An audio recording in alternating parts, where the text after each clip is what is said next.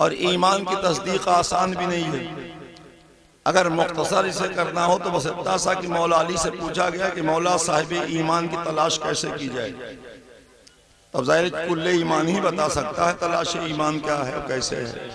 हर कोई तो बता नहीं पाएगा, हम तो बताएंगे नहीं, मौलवी नहीं बता सकता कि वो ईमान वालों की तलाश कैसे। जो मसलहत पसंद होते हैं उनसे हक पसंदी नहीं पूछी जाती। तो अब कैसे मौला पूछूं, कैसे ढूंढूं? अब इमाम का एक ऐसा जवाब है जिसमें ज़रा सा जहन हो सकता है आदमी का कंफ्यूज हो जाए, वो घबरा जाए।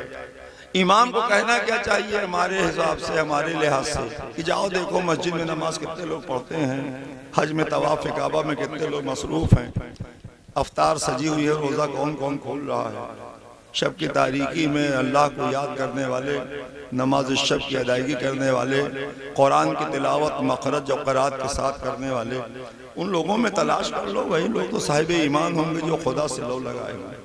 इन सारी चीज़ों को कुल्ले ईमान मौला अली ने अलग रख दिया।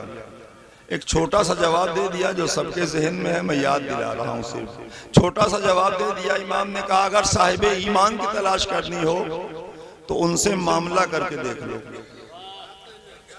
मौला ये मामला करने से क्या होगा? कहा अगर वो मामले में दुरुस्त उतर जाए समझो साहिब ईमान है, अगर मामले में दुरुस्त नहीं उतरते तो साहिब ईमान नहीं हो सकते।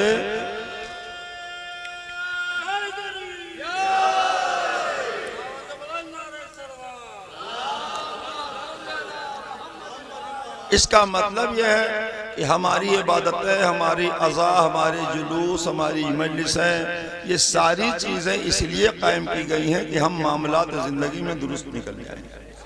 और जब मामलात ज़िंदगी दुरुस्त हो जाएगा तो आप हो जाएंगे साहिब ईमान।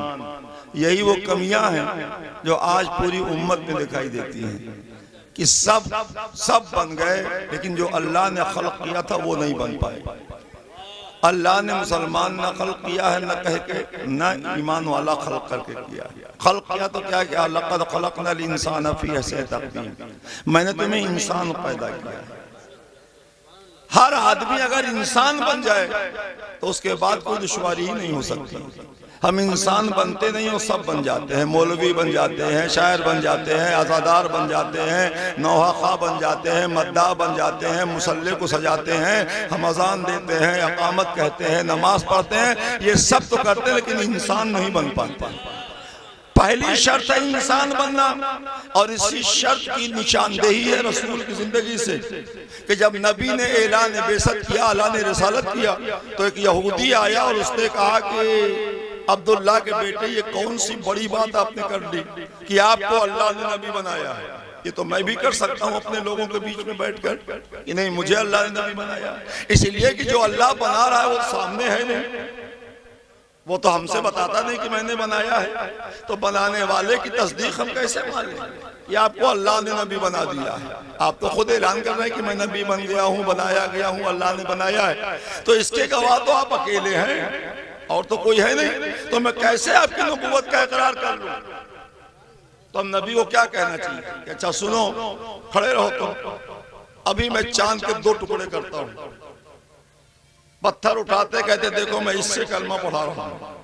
जितने मौजूजात थे नबी के वो सब पेश कर देते, वो समझ जाता कि भाई ये एक्स्ट्रा ऑर्डिनरी हैं, ये गैर मामूली हैं, इनके अंदर बड़ी खुसूसियत है, ये कोई मसला नहीं, इनसे बात ना करो। लेकिन रसूल ने एक पैमाना बनाया हमारे लिए। नबी ने क्या कहा कि भाई अगर तुम्हें यकीन नहीं होता कि मैं नबी हूं तो तुम ऐसा कर लो कि मैंने बचपन से लेकर 40 साल मक्के की सरजमी पे गुजारा है। इस 40 साल के पीरियड में मेरे मोहल्ले में मेरे साथ रहने वाले किसी बच्चे को ले आओ, किसी जवान को ले आओ, किसी ज़ईफ को ले आओ जो मेरे साथ रहा हो, और वो ये बता दे कि मैंने बचपन में कोई शरारत की है, लड़कपन में कोई बदमाशी की है, जवानी में मेरा पैर फिसला है, मैंने जवानी में किसी से गुस्ताखी की है, मैंने उम्र पाने के बाद किसी से हसद किया है, किसी से बुग़्ज़ किया है, किसी की खराबी मैंने पेश की, मैंने किसी की बुराई की हो। या रसूल अल्लाह आपकी नबूवत की ये कहाँ से दलील हो रही है? नबी ने कहा इसमें से कोई अगर ले आओ तो मैं ऐलान नबूवत को छोड़ दूंगा, मैं तुम्हारी वाली मान लूंगा कि मैं नबी नहीं हूं। अगर उसने ये एतराज किया तो क्या यहूदी मक्के में तलाश करने ना गया होगा कि कोई एक फर्द मिल जाए जो नबी के खिलाफ ये बयान दे दे, मैं उसे ले जाके दिखाऊं? कोई नहीं मिला। तो नबी ने मेयार क्या बनाया नबूवत का?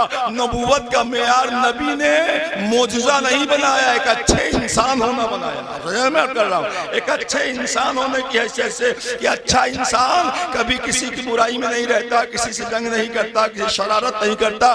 तो बता दिया नबी ने कि अगर साहिब मनसब बनना चाहो तो पहले एक अच्छे इंसान बन जाओ। इसलिए कि अल्लाह कह रहा है कि कुल्लु मौलूदिन अला फितरत इस्लाम, मैंने इंसान को फितरत इस्लाम पे पैदा किया है। अगर इस्लाम पे तुम बाकी रह गए तो अच्छे इंसान ही बन के रह सकते हो। जहां तुम्हारी फितरत बगावत कर बैठे, जहां तुम्हारी ख्वाहिशें अक्ल पे गालिब आने लगे, वही इंसान मिटता है, हैवान पैदा होने लगता है।